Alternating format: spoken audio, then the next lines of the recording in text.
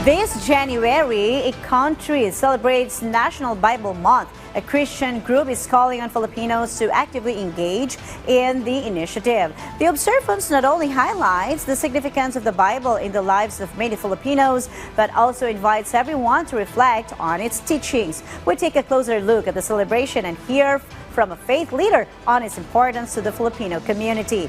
John Lester Naguna from Philippine Information Agency tells us more. Why Christian Ministry has a message for Filipinos who are believers in Christ. Alam po ninyo, ang pagbabasa ng Bible ay napakahalaga. Kaya nga po, yung National Bible Month na sinusulong po ng ating gobyerno, makibahagi po tayo. At ito po ay makakatulong sapagkat ako personally po, ang Biblia po ay naging salamin ng aking buhay. Ito ang nag-transform ng maraming mga kahinaan ko sa aking buhay.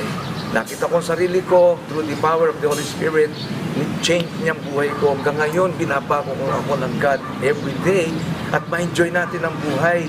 It can be recalled that in 2017, Proclamation number 124 declared January as National Bible Month. We invite you and we encourage you to read your Bible.